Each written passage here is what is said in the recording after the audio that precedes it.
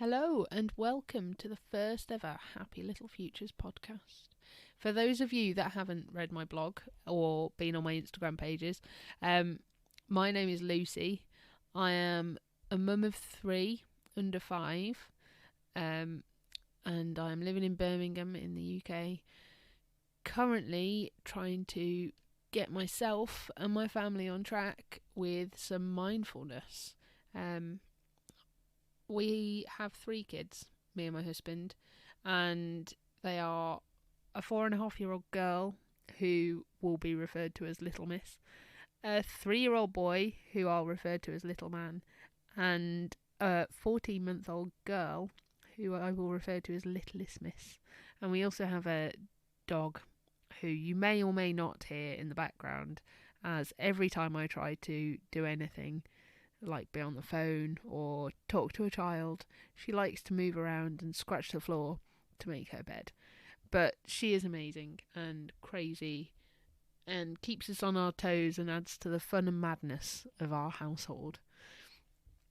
So I've decided to start a podcast because, as a busy mom, I will be honest with you, as much as I would love to read and would love to delve into books or blogs and all that sort of stuff, I cannot find the time or the energy to do that.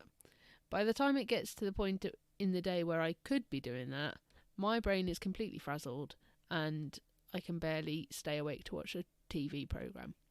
So I have started listening to podcasts throughout the day whilst I'm doing housework, and if the kids are busy watching TV and I'm trying to get something else done, I'll shove one on in the background to keep me going and keep me a little bit saner. And I figured, why not do that for you lovely lot? So I have, and we will see what happens. Hopefully it will be okay. Hopefully no one will want to switch off after 2 minutes of the podcast, which is now. So if you've switched off already, I'm very sorry. It was obviously not a good introduction and I should try better next time. So my blog and this podcast is all about my family and me working together to become a more mindful family. We struggled a lot, all of us, throughout COVID. In particular, my eldest. She had turned 2.5 at the start of COVID and was just getting to the point where she knew where all her friends lived. She was understanding what activities we had on every day. She was starting to look forward to things more. And then all of a sudden, overnight, it was ripped away from her. As it was the rest of us. But us older people understood what was going on. She didn't understand what was going on. We didn't know how much to tell her. And to top it all off, we were told that she had to isolate completely. So I can't even remember now what that was referred to. It feels like years and years and years ago. But she was anyway. We had to keep her in the house. We weren't 100% sure why. So we did as we were told. We were terrified. Everyone was terrified. We lived far away from family. We couldn't even wave at them through windows. We didn't know what was going on most of the time. But we had some nice family times. My husband was able to work from home. We were very lucky. So we all just took it easy and spent as much time as we could as a family enjoying the time that we got. However, not being able to leave the house and not understanding why, and having all her friends and all her lovely trips out and stuff like that we used to do before COVID took a toll on Little Miss, and she got very anxious. She became more and more anxious over time. When we finally spoke to the doctor and found out that actually she didn't have to isolate completely and she could go out for her 15 minutes walk a day or whatever ridiculous amount it was, we took her out. However, she was absolutely terrified. She wouldn't even put her football on the floor because she was scared that someone else might touch it or pick it up. She didn't want to see people. She was just the shell of the child that we knew before lockdown. And it ended for me in a phone call to the doctor saying, my child is really suffering with anxiety. What can I do? Where can I get support for her?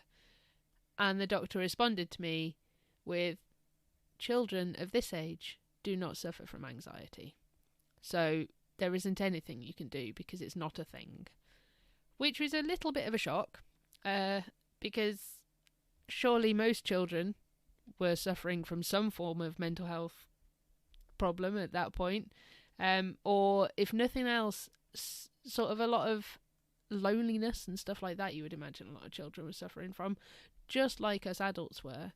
And the lack of understanding would obviously make it a lot harder for them.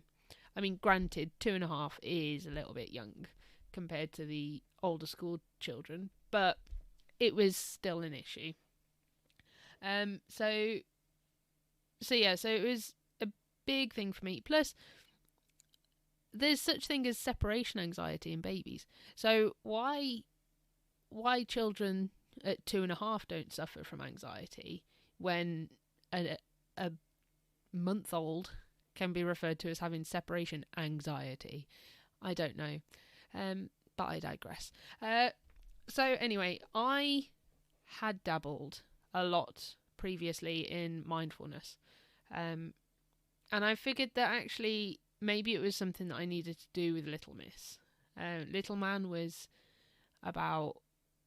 he was just gone 1 when COVID happened. So I feel quite lucky really, because whilst he missed out on a lot of playtime with like play groups and stuff like that being cancelled and unable to go out, he benefited a lot from having my husband around, because he used to work away a lot. He still does, like now he's working away a lot.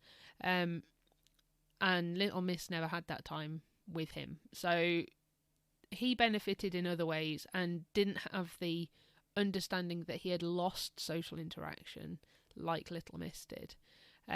So yes, whilst he is a COVID child and all that jazz, I don't feel that he has suffered quite as much in the long run, especially now his confidence is building back up again just before he goes to nursery and in groups that we do.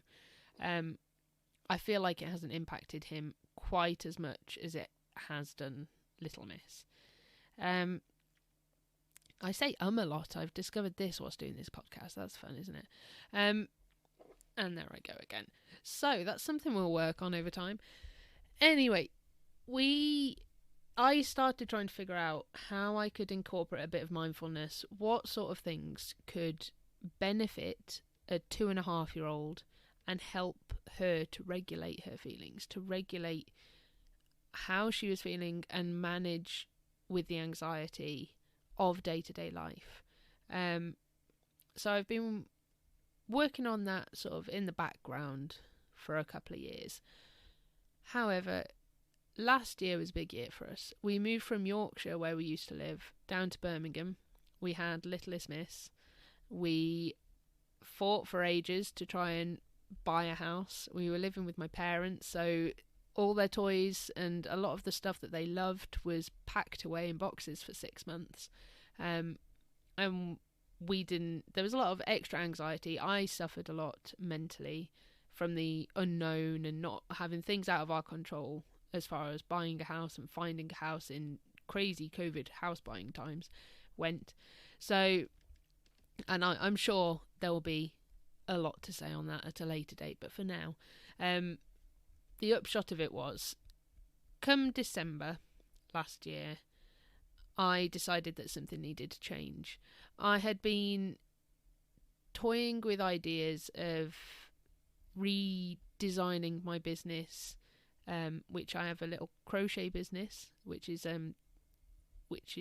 all right. And I'd been toying with the idea of trying to rebrand my crochet business, because I wanted to make it more about mindfulness and wellness and all that sort of stuff, which is what Happy Little Futures is about, which is what I considered rebranding completely. I've decided just to start something completely new with writing my blog, because I wanted to try and build mindfulness and wellness into my children's lives more. I felt that they need, even from this early age, to have a toolkit of well-being things that they can fall back on, a mental health toolkit that they can use if they are struggling with anxiety, if they are struggling with stress, and knowing, like we do, that kids are sponges and take in things from a young age, I decided to try and build up that toolkit from them from this age, so that by the time they get to school and by the time they are sitting exams, which is something that I struggled with anxiety wise, and dealing with work pressures, dealing with other people, and any other, like death even, I'm sure that will come eventually from one angle.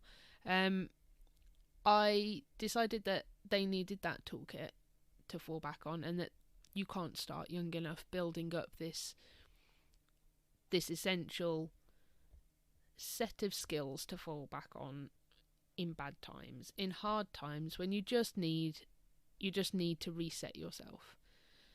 So that is what we've been doing.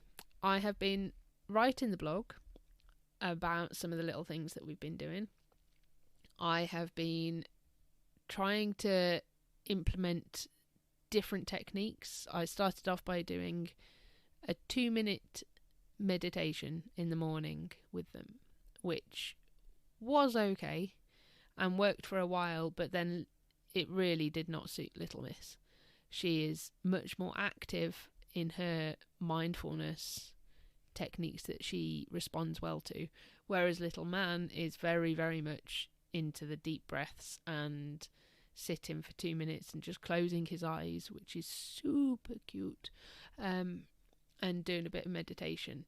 So that's where we're at. I've been dabbling. I'm going to spend the rest of these podcasts letting you in on our life a little bit more, informing you on some of the mindfulness things that we've been doing, some of the things that work for us, some of the things that work for each individual, some of the failures or things that I feel I've failed on, and ways that I'm trying to doctor things in myself now to help better myself and better the kids and better our lives in general.